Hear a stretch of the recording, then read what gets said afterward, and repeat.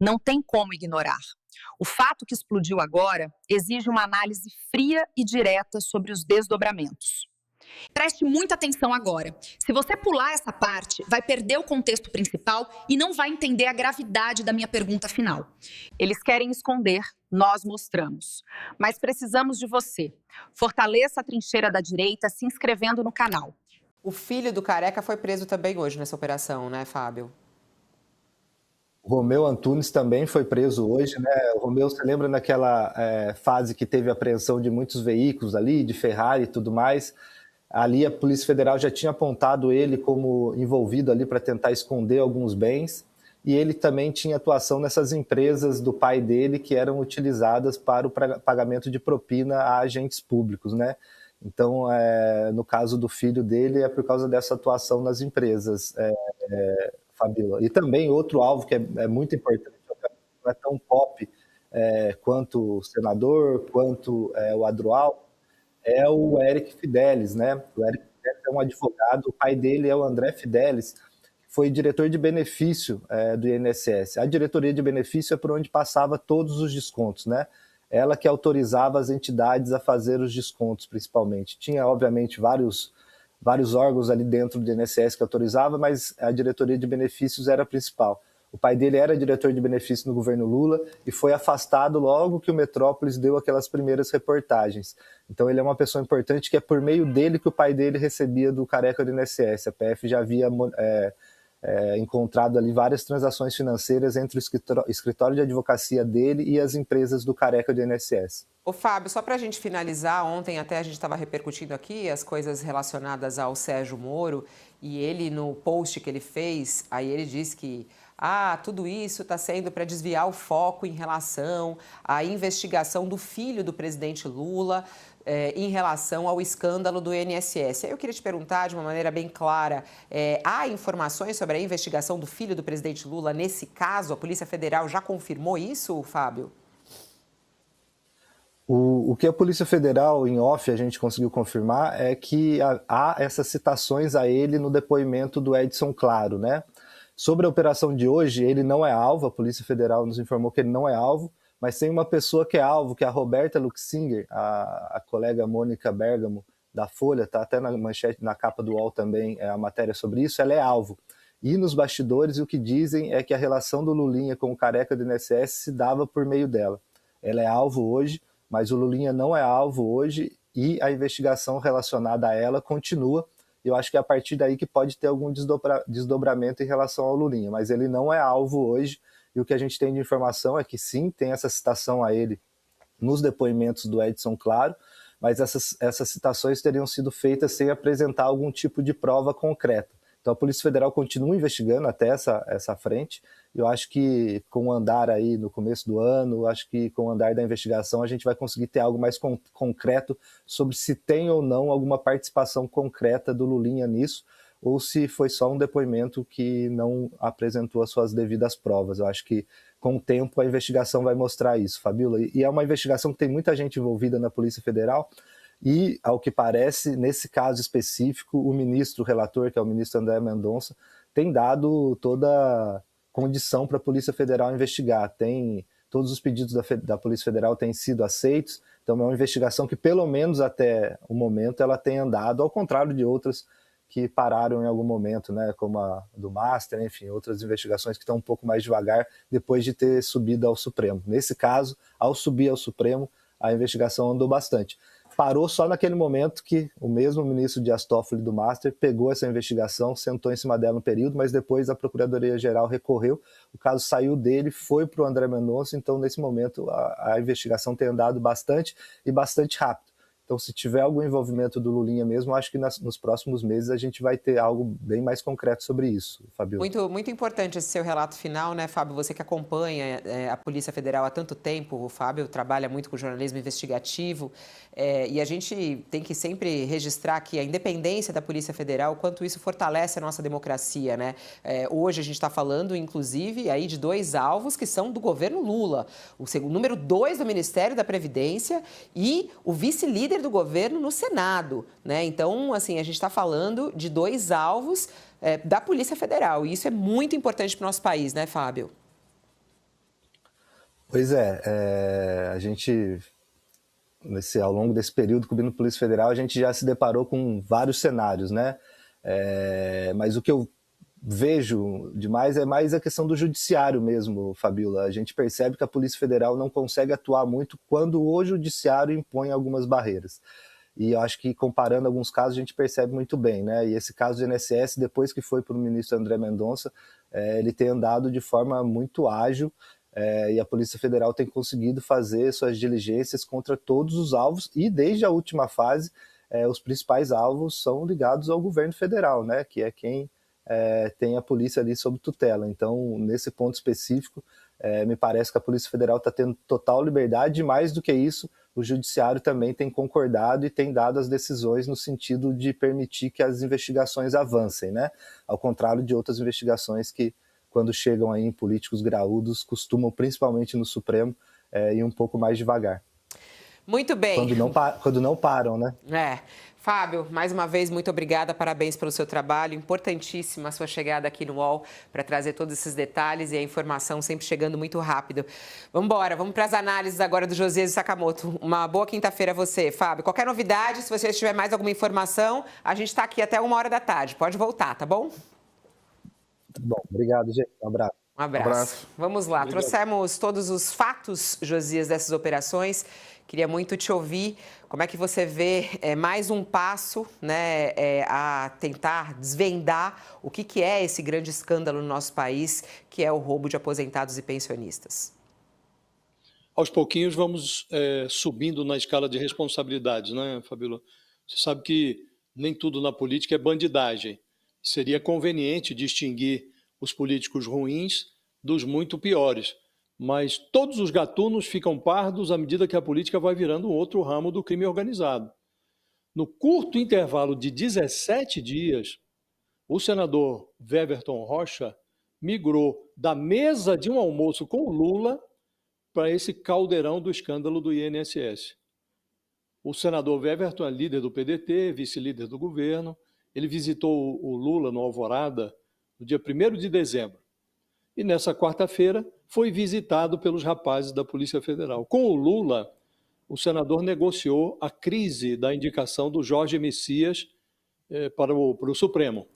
E com a Polícia Federal ele está amargando aí uma batida de busca e apreensão ordenada pelo mesmo Supremo Tribunal Federal no âmbito do inquérito sobre o assalto contra os aposentados. Agora, na gestão Lula, Fabíola, o Weverton se tornou no Senado uma espécie de relator oficial das indicações do presidente para a Suprema Corte. Parecia até serviço voluntário, né? Agora vai virando um jogo de interesse. O senador recomendou a aprovação do nome do Flávio Dino, foi relator da indicação do Flávio Dino, já anunciou que vai fazer o mesmo em relação ao evangélico Jorge Messias, e por mal dos pecados o Weverton foi alcançado pela caneta de uma outra toga cristã. Esses mandados que colocam a Polícia Federal no encalço dos calcanhares de vidro do senador foram assinados pelo ministro presbiteriano André Mendonça. Então, as más companhias, e sobretudo as péssimas companhias, elas podem fazer um sujeito parecer melhor do que realmente é. Mas o senador Weverton exagerou, Fabíola. Ele recebeu em casa, no gabinete, o careca do INSS, esse líder do assalto aos aposentados. Ele apadrinhou servidores suspeitos de facilitar a invasão na folha da Previdência. Apadrinhou, inclusive, esse que foi preso hoje, um deles, o Adroaldo Portal, que é o número 2 do Ministério da Previdência. O Davi Alcolumbre, presidente do Senado, ele trancou a investigação o quanto pôde. Sonegou informações sobre visitas do careca do INSS a gabinetes de senadores, entre eles o gabinete do Weverton Rocha. Agora o Davi Alcolumbre está descobrindo da pior maneira que investigação é mais ou menos como porco. Quanto mais aprendem, mais ela engorda. Então, está subindo na escala de responsabilidades, como disse Fabíola. Vamos lá, Sakamoto, número 2 da Previdência, preso, né? Prisão domiciliar, como disse aqui o Fábio, está tentando entender por que a prisão domiciliar dele, a gente ainda não tem os detalhes disso. Adroaldo Portal, até quando foi perguntado ao Ministério da Previdência, né, o Fábio pediu, o Ministério da Previdência informou que o ministro, o Volney Queiroz, determinou já a exoneração dele, né, e o senador Weverton também foi procurado e disse que recebeu com surpresa a busca na sua residência e com seriedade se coloca à disposição para esclarecer quaisquer dúvidas assim que tiver acesso integral à decisão. O que isso pesa, por exemplo, para o governo Lula nesse caso, Sakamoto? Primeiro, antes de mais nada, novamente saudar a Polícia Federal, né, que continua, né, desvendando, continua investigando a roubalheira no INSS, fundamental. Lembrar, contextualizar isso aí, lembrar que algumas semanas atrás você tinha políticos, né, tentando defender mordaça sobre a Polícia Federal, tentando defender redução de recursos para a Polícia Federal para dificultar a conexão entre roubalheira, entre setor privado, setor público, crime organizado, tudo isso, né? Então, que bom que a Polícia Federal continua fazendo o seu trabalho e, como a gente disse, indo muito mais rápido, indo de forma muito mais precisa do que a própria CPI estabelecida no Congresso Nacional. Da mesma forma que a CPI dos atos golpistas lá atrás, em 2023, foi sempre a reboque da ação da Polícia Federal, que, na verdade, foi a responsável por desvendar o esquema criminoso de Jair Bolsonaro e generais e todo esse processo. Agora, a Polícia Federal é a responsável por desvendar esse esquema criminoso. E o seguinte, Fabiola, ao atingir o número 2 do Ministério da Previdência, né, uma pessoa que é ligada ao PDT, e o PDT era o Ministério, né, o Ministério da Previdência estava na mão do PDT, estava na mão do Carlos Lupe, que era presidente do PDT, isso mostra uma coisa, que falta, não adianta só você substituir a cabeça do Ministério ou alguns nomes quando você encontra um processo de corrupção ou um processo de roubalheira estrutural. Este é o ponto. Eu não estou querendo acusar antes da hora, né, no caso, condenar A, B ou C. Eu estou falando o seguinte, quando você atinge uma situação como essa, quando você mostra que determinada pasta tem um problema, esse problema é estrutural. Ele não é simplesmente uma ou duas pessoas, tem mais gente lá dentro que fazia essa roda funcionar. E mais gente que foi indicada neste governo, que foi indicada em governos passados, que foi indicada em outros governos, porque essa roubalheira vem de tempos, né? Então, a gente até, nas apurações, mostram que o senador Weverton, que tinha uma influência grande também disso, tinha a mesma influência no governo passado também. Né? Então é o seguinte, o quão estrutural está essa roubalheira lá dentro do Ministério da Previdência e o que é preciso fazer para, em outras palavras, refundar o Ministério da Previdência. Porque, de um lado, tem que mandar para a cadeia, tem que investigar, denunciar, julgar, condenar e mandar para a cadeia quem roubou dinheiro de aposentados, que é um dos crimes mais bizarros que pode acontecer, e isso doa a quem doer, atinja quem atingir, né? Por outro lado, a gente precisa mudar a estrutura do Ministério da Previdência, porque a Previdência Social diz respeito a todos nós. A gente contribui com a Previdência, a gente espera ser aposentado, a gente espera que esse negócio não tenha um colapso, porque o pessoal resolveu mamar loucamente nas tetas da Previdência. E vamos lembrar que mamar nas tetas da Previdência é um dos esportes nacionais. Vira e mexe há décadas, você tem denúncia de roubalheira vinculado à Previdência Social. Então, este momento é importantíssimo, a Polícia Federal tem que continuar desenrolando esse novelo de lã, tem que fazer todas as investigações, atingir todo mundo que tá sendo citado, vai investigar. Alguém citou numa conversa o filho do Lula, que se investigue seriamente o filho do Lula, tal pessoa, uma milionária que é próxima, não sei o que lá, que se investigue, os políticos relacionados a este governo que se investiguem, independentemente de ser amigo do Alcolumbre, se é amigo de quem quer que seja, os políticos do governo passado, porque, como eu falei, a roubalheira não surge agora, ela é potencializada agora, mas é uma metodologia que já vem de antes, então pegar governo Lula, governo Bolsonaro, governo Temer, o que quer que seja. Né? O ponto é o seguinte, só que o que não pode acontecer é, em determinado momento, alguém tentar botar um cabresto na Polícia Federal quando descobrir que isso, tal como o Banco Master, é um tipo de inquérito de fim do mundo. Ou seja, que pega tanta gente, mas tanta gente, que alguém em determinado momento diga, bora assar uma pizza? A gente vê, por exemplo, nesse caso, Josias, as pessoas estão aqui falando muito, né? Por exemplo, como que Isso, porque esse número 2 do Ministério da Previdência ainda estava lá, né? E agora ele foi preso, mas quer dizer, desde quando esse caso todo estourou, ele ainda estava atuando lá. Como é que você está vendo, Josias, o papel do governo Lula em relação a esse caso? É preciso fazer um pouco mais? Isso também esbarra no governo? Isso pode prejudicar a imagem do governo na sua análise? O Sakamoto lembra muito bem, isso não começou de agora, as investigações mostram que isso vem de muito antes. A gente vê também a força da Polícia Federal e a independência de a Polícia Federal focar, inclusive, em pessoas de dentro do governo, né? Mas é preciso fazer um pouco além no governo? Como é que você analisa? Não tem nenhuma dúvida, Fabíola. O governo Lula, o escândalo começou na gestão Bolsonaro, até antes da gestão Bolsonaro, mas o governo Lula é parte dessa lambança. E não é uma parte negligenciável, não é um detalhe, é uma parte expressiva da lambança. Estava lá no ministério, Carlos Lupe era ministro da Previdência, e o Lula se absteve de fazer por opção o que fez apenas por pressão. Ele teve que sofrer pressão para afastar o Carlos Lupe. E está ficando claro agora, Fabíola, que é impossível que essa investigação chegue a bom termo se não for esclarecido o papel do Carlos Lupe nesse episódio.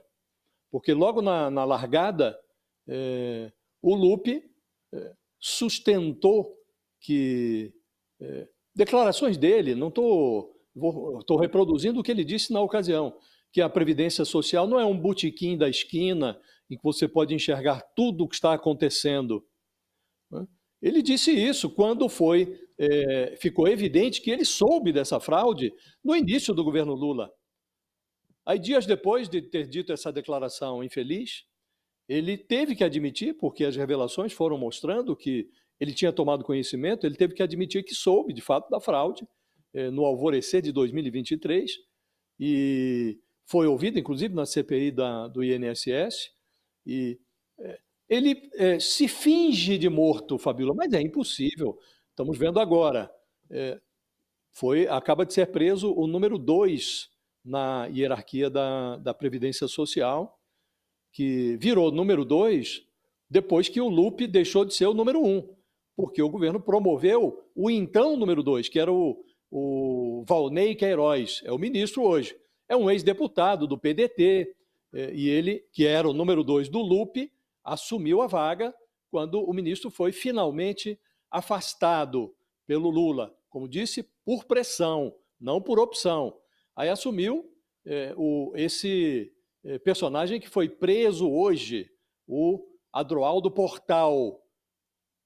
E antes dele, já havia caído no caldeirão do escândalo o procurador-geral, o chefe da Procuradoria do INSS, o Alessandro Stefanuto, que o Lupe, Fabíola, logo que o escândalo estourou, ele também se esmerou na defesa do Stefanuto, disse que era um profissional exemplar, que não havia por que afastá-lo. A Justiça ordenou o afastamento do Stefanuto. Depois, à medida que a apuração foi avançando, ele ficou tão enrolado que teve que ser preso pela Polícia Federal, né? Então, estamos diante de um escândalo, Fabíola, que, sim, nasceu em governo anterior, mas ganhou proporções muito maiores neste governo. O escândalo que estava na casa dos milhões foi para avançou para as cifras bilionárias. Estamos falando de um desvio orçado pela Polícia Federal em 6 bilhões de reais, um assalto aos aposentados brasileiros de 6 bilhões de reais. Não é possível, Fabíola, que o governo reaja apenas, é preciso agir. E uma forma de agir, neste caso, já deveria ter feito lá atrás, é promover uma higienização completa do Ministério da Previdência. E o governo vai fazendo em conta-gotas, à medida que vão sendo presos ou afastados por ordem judicial os servidores da Previdência, o governo vai substituindo. Agora, tinha que fazer uma limpeza completa. Numa retaliação, no mês de maio agora, numa retaliação contra o expurgo do Carlos Lupe, do Ministério da Previdência, a bancada do PDT, são 17 deputados federais, soltou uma nota dizendo que decidiu deixar o bloco de apoio do governo Lula. ia ficar independente, não ia mais apoiar, porque estava protestando, estava muito insatisfeita porque o Lupe tinha sido substituído. Então é preciso, nesse momento, que o governo abandone essa politicagem. Ah, está apoiando, não está apoiando. Aqui é preciso apoiar o assaltado, é preciso apoiar os aposentados. Então essa limpeza no Ministério da Previdência já deveria ter sido feita há muito tempo. Do mesmo modo, Fabiola, o governo errará se tentar blindar, e isso já aconteceu agora na CPI. Ainda outro dia, dias atrás, o governo se mobilizou para blindar, para evitar a convocação do filho do Lula na CPI. E há um depoimento de um personagem envolvido nesse escândalo, citando o filho do presidente da República, e isso precisa ser também muito bem esclarecido. A CPI estava lá, foi rejeitado o pedido por 19 votos a 12. E tem um personagem, um ex-funcionário desse careca do INSS, que é o grande líder desse esquema, desse assalto.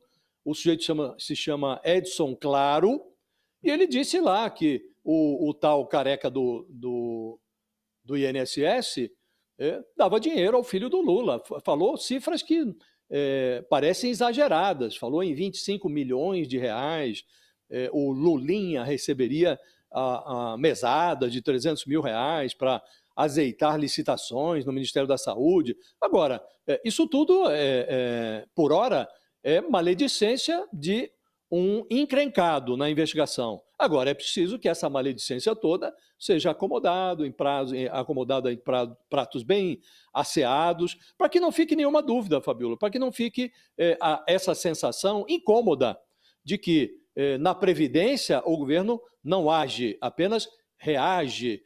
A Polícia Federal entrou na história porque a Controladoria Geral da União vasculhou ali esse escândalo, também numa movimentação muito esquisita. A CGU identificou o escândalo, mas não informou a Casa Civil. O ministro Rui Costa até já reclamou disso. Por que não informaram antes? Né? Só informaram quando o escândalo ganhou essas proporções todas. Né? E esse escândalo tinha chegado antes no noticiário. A imprensa levantou. Só depois chegou a CGU e depois a Polícia Federal. Então, é preciso louvar o avanço da investigação, tudo isso é muito louvável. Agora, que o governo é parte da lambança e que não está sabendo agir adequadamente, só reage, não age preventivamente, isto é uma evidência, Fabiola. Então, é bom que o governo se conscientize da gravidade desse episódio e passe a agir de forma diferente, até porque isso é um contencioso com forte potencial eleitoral. Certamente será explorado durante a campanha. Eu queria... O Fábio Serapião, que abriu aqui o nosso All News, trazendo todos os detalhes dessa operação da Polícia Federal. Para quem está chegando agora, está em operação a Polícia Federal, justamente no caso do INSS. E ele falou sobre uma busca na casa de uma herdeira milionária no bairro de Genópolis, em São Paulo. A Polícia Federal fez buscas. A reportagem e os detalhes é da nossa rainha Mônica Bergamo. Está já publicada na página do UOL também, a coluna, trazendo um pouco mais de detalhes. Estamos falando da empresária Roberta Luschinsinger. Eu não sei se fala assim, Luschinsinger. Ela teria recebido recursos do careca do INSS. Isso segundo as investigações. Por isso, essa busca contra a empresária no bairro de Genópolis. Ela é herdeira de um ex-acionista do banco Credit Suisse. E ela foi casada com o ex-delegado da Polícia Federal, o Protógenes Queiroz. Ela se diz socialista. Em 2017, anunciou que queria fazer uma doação milionária ao presidente Lula, na época, para concorrer à eleição. E que estava sendo investigada, né? Ela, na verdade, fez essa declaração, inclusive, enquanto o Lula estava sendo investigado. Ela hoje é alvo dessa operação da Polícia Federal. Por quê? Porque ela teria tido negócios e envolvimento com o careca do INSS, o Antônio Carlos Camilo Antunes. Teria recebido dele valores financeiros.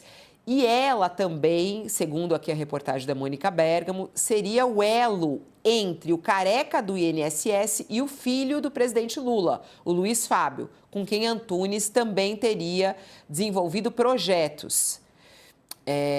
Essa empresária, ela alega que as transferências não têm qualquer relação com o INSS, mas sim que tinha um projeto de canabidiol que desenvolvia com ele, mas que depois não teve nenhuma repercussão e não teve andamento.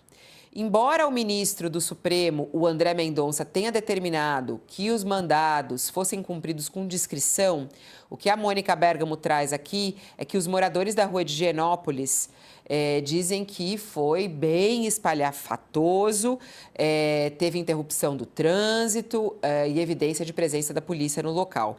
A defesa da Roberta divulgou uma nota à imprensa, disse que esclarecem que a empresária jamais teve qualquer relação com descontos do INSS, que ela e sua empresa atuam com prospecção e intermediação de negócios com empresas nacionais e estrangeiras e foi procurada no ano passado pela empresa do careca do INSS, mas que depois eles fizeram várias tratativas, mas não chegaram a prosperar. E esclarece aí que está à disposição, né, para esclarecer qualquer dúvida. Então, nega ter qualquer envolvimento, diz que jamais recebeu qualquer dinheiro e qualquer envolvimento com o INSS. Está aqui só para esclarecer um pouco mais o caso e mais detalhes a respeito dessa operação de hoje. Agora responda aqui embaixo o que você achou sobre tudo isso. Vou ler e responder a todos. Até a próxima!